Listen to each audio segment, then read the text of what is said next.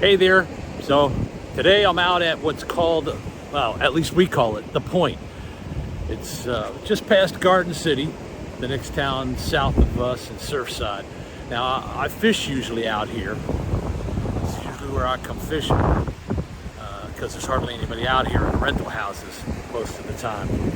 But I haven't been out here since before Hurricane Ian. So we just decided to come out and take a walk around and see how much damage. Now, there was a lot of damage and they're slowly cleaning it up. So, like these people replacing the bulkhead over here behind me, they're working on that. But we're gonna walk all the way out to the very tip of the point where the inlet meets the Atlantic Ocean. So a lot of the homes that were right here on the beach have sustained a lot of damage, as you can see behind me. The house right there, they've lost quite a bit of their beachfront, if you will. And them boulders, they weren't there before. Like, I don't know if you can see the boulders. But yeah, there's boulders there that weren't there before. Part of their railing is broken off. This house over here,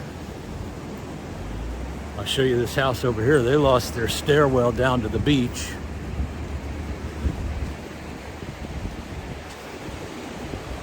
Right there, their stairwell's now gone. But yeah, like I said, we haven't been out here since before Hurricane Ian. I usually come out here to fish because most of the time the renters that come here visiting don't come out until like 10:30 in the morning. So I get out here like 6:30. I fish for about 4 hours and then I go home. You know, I'm fortunate enough that, you know, I live here, so I can always come back tomorrow. For the visitors, you know, they only have a specific amount of time that they can spend here. But yeah, there's a number of houses that have a ton of damage. We saw some houses while we were driving out this way that were all busted up. And there's an empty lot where there used to be a house. So I don't know if that's going to get rebuilt or not. So anyway, just doing some walking and looking around and checking the damage. Alright, I'm not sure if you're going to be able to hear me over the waves, but this area that I'm kind of trying to reach over this bulkhead and show you is part of the point. And some of the beach is completely gone and the water still goes all the way up to toward the houses. Anyway, the water goes up to the houses in some areas, and there's an area behind me that we used to be able, barefoot standing on rocks here.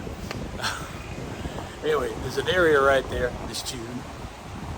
There's an area right there between those two bulkheads. Part of it's a bulkhead, part of it's a jetty. We used to be able to walk through, and it is low tide, but yet now there's like 3 feet of water there, and there's some pipes that have been exposed.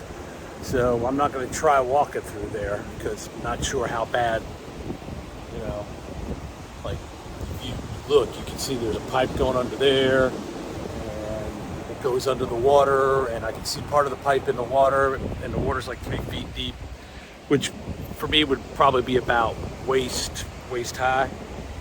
But for Miss June, it'd probably be up to her belly since she's shorter than I am. But anyway, let me try not to trip and fall here while I climb over stuff.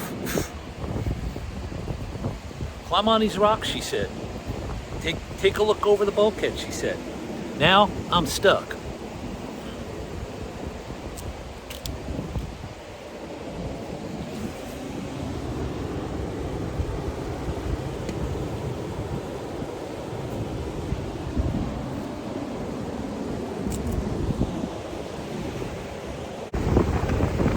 Alright, so this is the jetty, and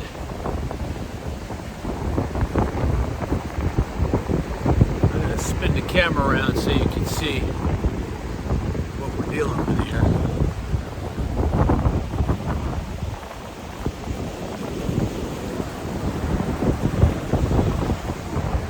as you can see there, maybe you can, maybe you can't, there's somebody fishing out there, and there's a pile of rocks.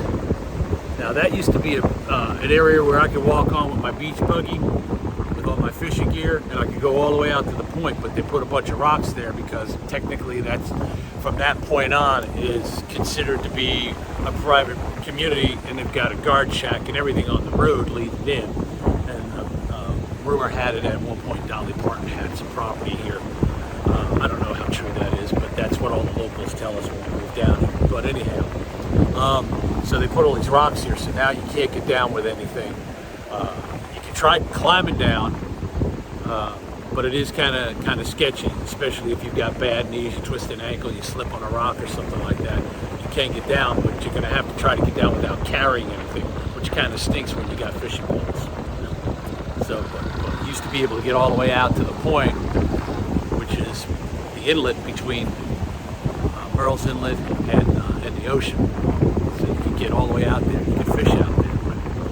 But somehow somebody got out there because of seeing fishing. But yeah, this beach used to be bigger, but as you can see,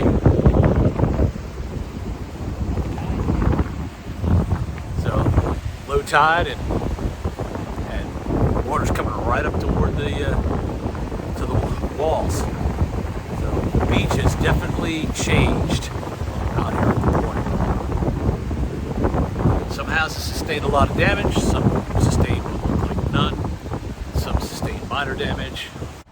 So this lot right behind me used to have a house sitting on it. Not anymore.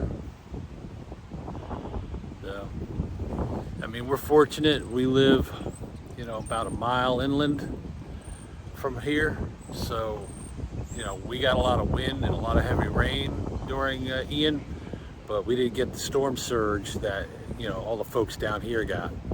So, you know, we're very fortunate that we picked a spot about a mile inland from the actual beach.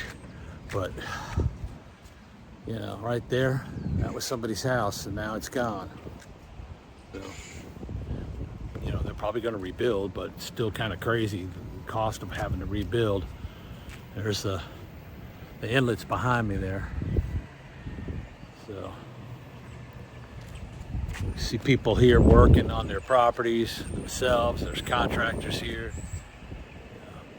There's a lady out front shoveling sand in front of her home. You know, we're talking, what, 3-4 weeks now since that storm hit, and people are still cleaning up down here.